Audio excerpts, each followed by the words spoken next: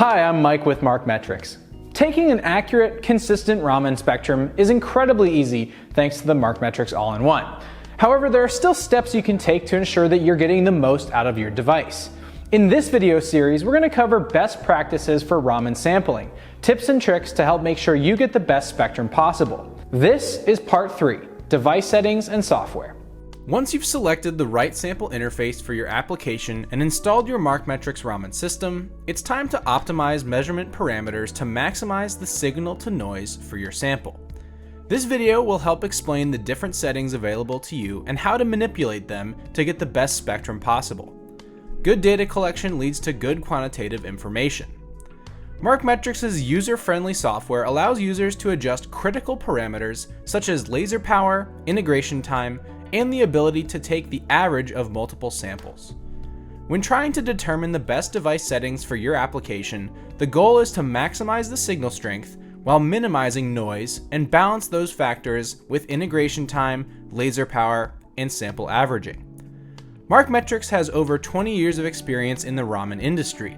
If you're not sure where to start, our support team is happy to help. Simply call or send us an email, though we will include some general settings later in this video. The following slides should give you a good idea of what happens when you change these settings. A good Raman spectrum looks like this. Notice that the maximum signal intensity is around 45 to 50,000 counts. Our 16-bit detector saturates at 65,000 counts. Aiming for 45 to 50,000 counts leaves some wiggle room should the analyte concentration raise unexpectedly. Here we see what happens when you increase the laser power while keeping everything else the same. The peaks for ethanol linearly increase with laser power.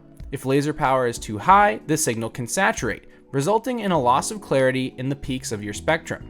For low concentration samples, using higher laser powers could help increase the signal compared to the noise. Here we see what happens when you increase integration time while keeping everything else the same. The peaks for ethanol again linearly increase with integration time. Similar to the laser power setting, if the integration time is too high, the signal can saturate and you will lose clarity in the peaks. Here we see what happens to your Raman signal when you vary the concentration of your analyte. Here are 5 different spectra of ethanol taken at varying concentrations. We can see that a higher concentration results in a stronger signal.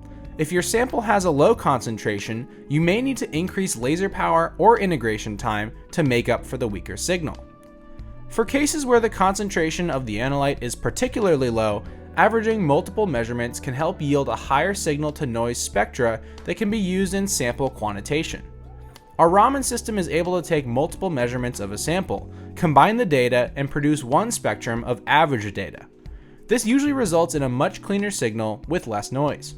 For more specific questions about device settings for your use case, please reach out to our support team. In the meantime, here are some baseline settings to get you started with certain sample types.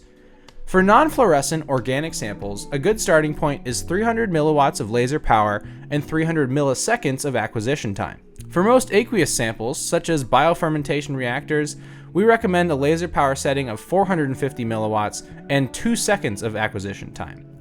Be sure to follow our social media pages to learn more about MarqMetrix and our unique approach to process Raman. Be sure to subscribe to this channel for more Raman content, and thanks for watching.